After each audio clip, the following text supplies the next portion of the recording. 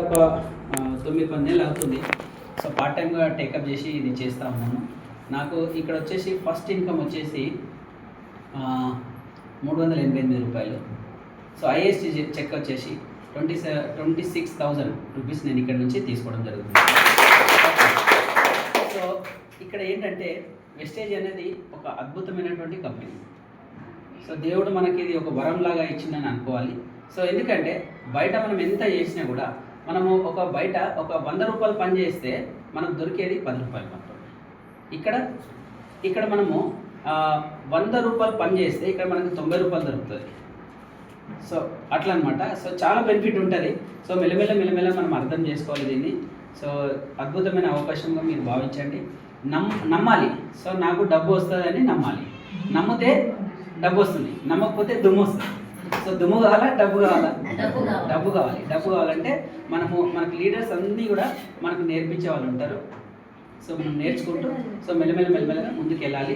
So ఇంకోటి ఏమంటే నా యొక్క డిసెంబర్ గోల్ వచ్చేసి నేను 1,00,000 రూపాయలు తీసుకోవాలని చెప్పేసి గోల్ తోటి పని చేస్తాను. Good morning. ఓకే నా వాయిస్ ఓకే అందరికి వినబడుతుందో? Good morning. ఓకే, నా పేరు వచ్చేసి స్వామి. మాది షాబాద్ పక్కన మాచన్పల్లి విలేజ్. ఇంతకంటే ముందు నాది డిగ్రీ కంప్లీట్ చేసిన తర్వాత కొన్ని 5-6 కంపెనీలు చేసిన తిరిగిన ఇంటర్వ్యూస్ పోతే ఒక వరుణ్ మోటార్స్ మారుతి సుజుకి షోరూంలో ఎగ్జిక్యూటివ్గా వర్క్ చేసిన. అక్కడ శాలరీ ఎంత అంటే 12,000. 12,000తోటి కిరాయిలకి 4-5 వేలు వెళ్ళిపోతుంది. కిరాయిలకి 4-5 వేలు వెళ్ళిపోతే నాకు మిగిలేది ఒక 5-6 వేలు మిగిలిపోతుంది. ఒక నెల వర్క్ చేస్తే షూస్ బట్టలు వచ్చింది, ఒక నెల వర్క్ చేస్తే ఒక ఫోన్ వచ్చింది. అట్లా ఒక 6 మంత్స్ వరకు దొక్కపోయిన తర్వాత ఈ జాబ్ చేస్తే ఓన్లీ నా ఖర్చులకు మాత్రమే వస్తుంది. ఇంట్లో 1 రూపాయి ఇవ్వాలనే ఆలోచన నా మైండ్లోకి వస్తలేదు. నాకే తగ్గలేదు. 6 నెలల నుంచి జాబ్ చేస్తున్నాం, 1 రూపాయి ఇంటికి ఇస్తలేము అంటే నాకేం మిగిలితే నీకేం ఇస్తా అంటమా. ఇది మనం చేసే పని మనం డిగ్రీ వరకు చదువుకున్నాం. ఈ 12,000తో 15,000 20,000 వచ్చినా ఈ రోజుల్లో సరిపోవు.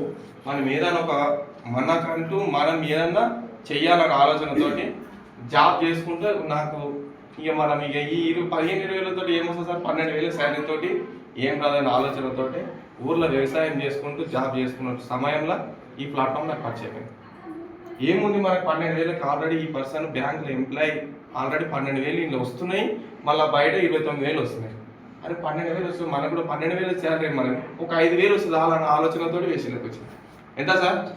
ఒక 5,000 కిరాయిలకు వెళ్ళిపోయినా ఒక 12,000 మనం 2,000 తీసుకున్నా ఇంకొక 10,000 రూపాయలు ఇంట్లో వచ్చిన ఆలోచనతో నేను ఇంట్లోకి వచ్చాను. 5,000తో ఇంట్లోకి వస్తే ఫస్ట్ ఒక మీటింగ్ పోయింది. ఒక మీటింగ్ పోతే ఇక్కడ రావడం ఏమవుతుందంటే గవర్నమెంట్ టీచర్స్ ఉన్నారు, ప్రైవేట్ టీచర్స్ ఉన్నారు, డిగ్రీ స్టూడెంట్స్ ఉన్నారు, అర్థమవుతుందా సార్? డాక్టర్స్ ఉన్నారు. ఏంది బిజినెస్? అర్థమవుతుందా? ఏంది బిజినెస్ అని నాకు అసలు అర్థమే కాదు. ఫస్ట్ ఒక మీటింగ్ పోతే ఏమైంది, సబ్బులు, షాంపులు, పేస్టులు అని అన్నారు. ఇందులో స్టూడెంట్స్ ఇన్కమ్ తీసుకుంటారు. డిగ్రీ వరకు చదువుకున్నాం, 50,000 అంటారు, 70,000 అంటారు, 80,000 అంటారు. నేను వచ్చింది ఎంత? అక్కడ లాస్ట్ కూర్చున్నాను 5,000కి వచ్చినా.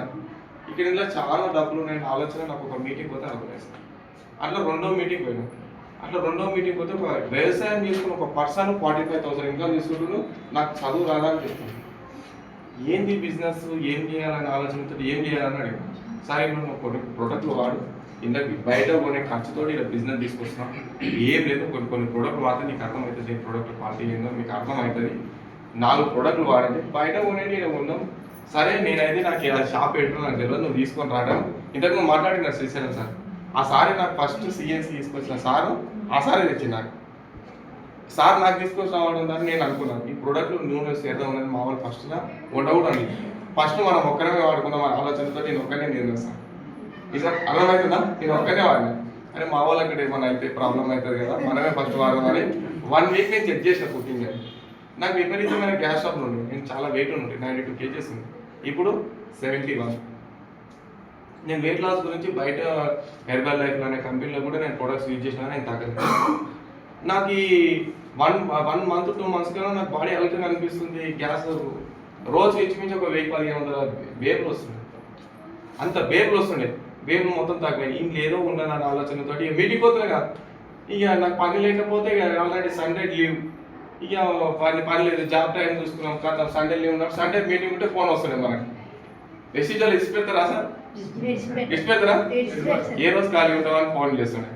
సండే అయితేనే ఖాళీ ఉంటాను ఆలోచనతోటి ఈ సండే అనుమానం పని మీద ఎక్కించుకుంటూ పోతుంది. అట్లా ఒక 4-5 మీటింగ్లకు పోవడం ద్వారా కొంచెం క్లారిటీ వచ్చింది సార్. 100% ఇది లీగలైజ్ బిజినెస్. డైరెక్ట్ సెల్లింగ్లో మన ఫ్యూచర్ బాగుంటుంది. ఈ బిజినెస్లో డిగ్రీ వరకు చదువుతున్న గవర్నమెంట్ జాబులు రావు. నేను కానిస్టేబుల్ ఎగ్జామ్ రాసా 126 మార్కులు వచ్చింది. హైట్ రాక నేను ఈరోజు కానిస్టేబుల్ సెలెక్ట్ కాదు. ఈ పోదు రేపు ఏం గవర్నమెంట్ జాబ్ చేసినా మా బాబాయ్ గవర్నమెంట్ టీచరే. అర్థమైందా? గవర్నమెంట్ టీచర్ కానీ ఈరోజు అప్పట్లో వచ్చినాయి కానీ మనకు ఇంత టాలెంట్ ఉన్నా వస్తే రావు కానీ అప్పట్లోపు మనదైతే గడవాలి, బండి అయితే నడవాలి. నిజమా కాదు? అట్లా ఆలోచనతోటి ఈ బిజినెస్ టేకప్ చేసిన సార్. ఫస్ట్ మంత్ ఇన్కమ్ ఎంతంటే 148 రూపాయలు వచ్చింది. సార్కి ఎంత వచ్చిందంటే మా ఊరు సెక్రటరీగా నేను పనిచేసిందంటే అప్పటికి సార్ 3 లక్షలు వస్తుంది. సార్ నువ్వు 3 లక్షలు వచ్చిన దాకా నువ్వు ఏం చేసినావు మాకు ఎందుకు చెప్పలేవు అని సార్ ఇప్పటికి కూడా నాకు కొంచెం కోపం ఉంది ఆ విషయం. ఎందుకంటే 3 లక్షలు తీసుకున్నావు మనకు 148 రూపాయలు వచ్చిన కొంచెం ఏదా కలదా కలదా అది దగ్గరనే ఉన్న ఊర్లో ఇంటింటికి పోయి వసూలు చేసి మాకు చెప్తాంటే మీ ఊర్లో అందరికీ చెప్పాను నువ్వు చెప్పలేవు, నువ్వు వెళ్ళలేవు అంటున్నాను. నువ్వు వెళ్ళలేవు, మీకు మాకు కొంత పరిచయం బిజీ షెడ్యూల్ ఉంటుంది కదా సార్. అలా జాబ్ వల్ల బిజీ షెడ్యూల్ ఉండడం వల్ల నేను కొంచెం యాక్సెప్ట్ నాకు తెలియక కొంచెం నేను వినలే. అట్లా నేను ఈ బిజినెస్లో మీటింగ్ పోయి కొంచెం డైరెక్ట్ సెల్లింగ్ ఇండస్ట్రీ గురించి క్లారిటీ తీసుకున్న తర్వాత ఈ బిజినెస్ టేకప్ చేసిన. ఫస్ట్ మంత్ ఇన్కమ్ 148 రూపాయలు, నా ఏజ్ ఇన్కమ్ 49,300. ఒక 80,000 గోల్ పెట్టుకొని పని చేస్తున్నా. అది ఏమన్నా కానీ డూ ఆర్ డై అని వర్క్ చేస్తున్నా 100%. ఓకేనా sir? Thank you so much.